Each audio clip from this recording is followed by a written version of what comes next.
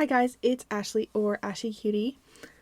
So I had this card binder that I picked up from a discount Amazon bins place. I don't know if anyone watching this knows what those are, but I think they're pretty popular.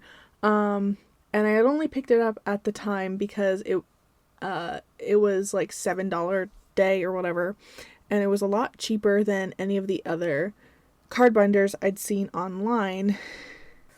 But I really didn't like the design that was on this card binder, so I decided that I wanted to paint over it.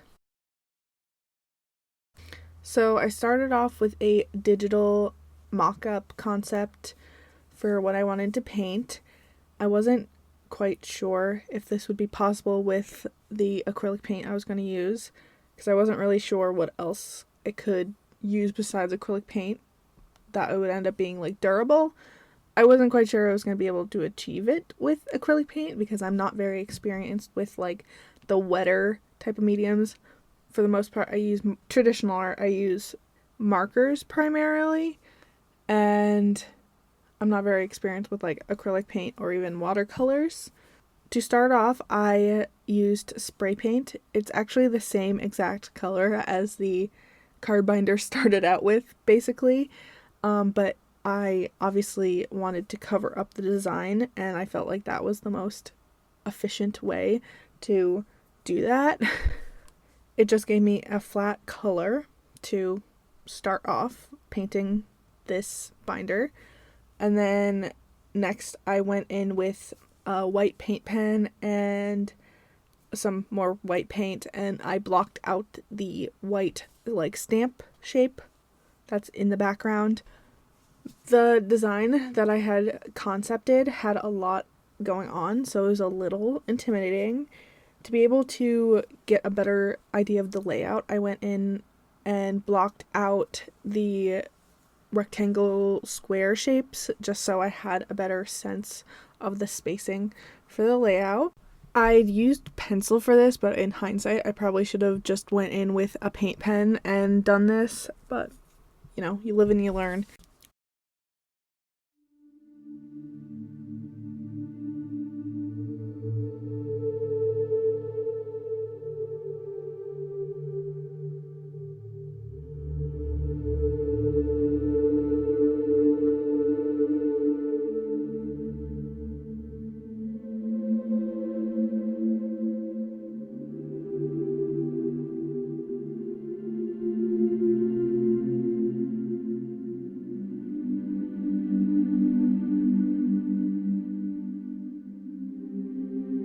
So after the larger shapes were blocked out, I was able to go in and start using my paint pens and start laying out the other shapes.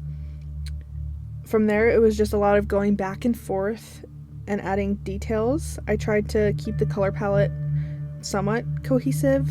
I tried to do this with the digital version, but when I was actually painting, I would just, put a paint color on my palette, mix it if I needed to, and just look at all of the elements, and if there was a color that was close to what I was using, but it necessarily wasn't the same color on the digital concept, I would just use the one color that I had.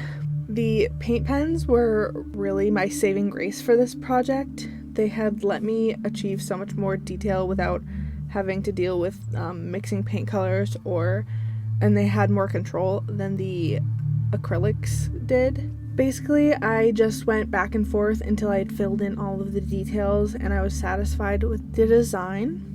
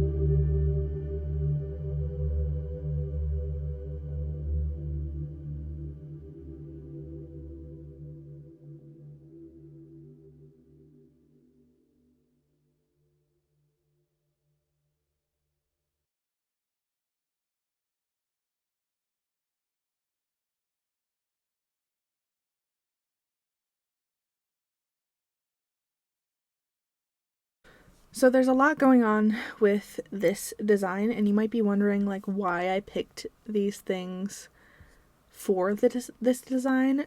So first off, like the main theme is like things I would collect.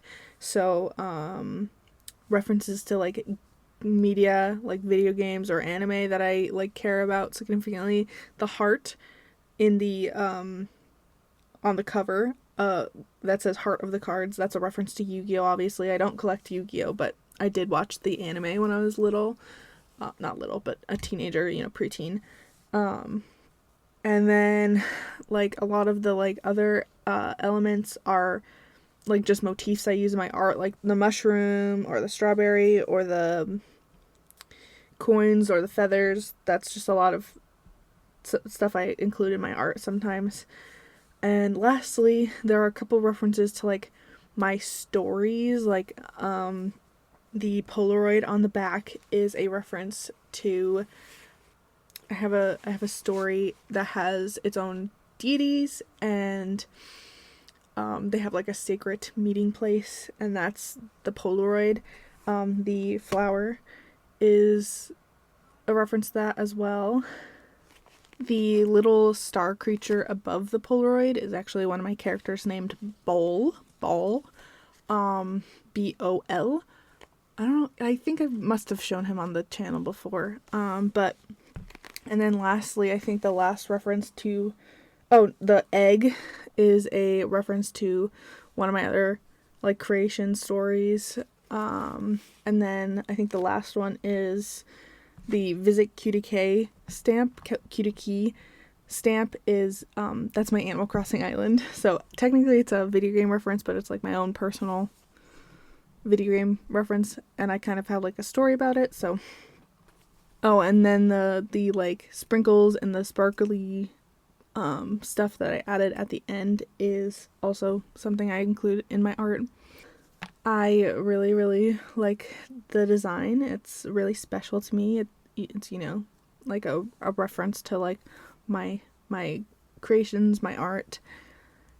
I've since continued to use this kind of like collection, like like this design like concept, I guess, in other pieces that I've been working on. So you might see something similar in the future.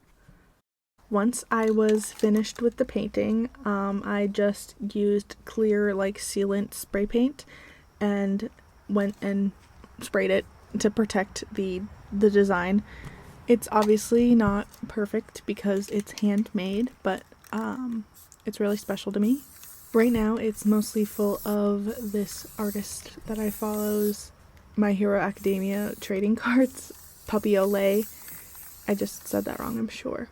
But I think in the future it'd be really special to put like other trading cards in it, other people's art or whatever in it. Anyway, I think it's really special to be able to take something that you might find useful and, repurpose it and make it something that you like. This was one of the like larger time-consuming projects that I had mentioned in, I think, the Leafeon pinboard video that I said I had been working on. And I'm really glad that I am finally releasing it to the world. I hope you guys watching liked it, and if you are watching right now as I'm saying this, I'm so glad that you watched to the very end. Thank you for watching, and I'll see you in the next one, hopefully soon. Bye.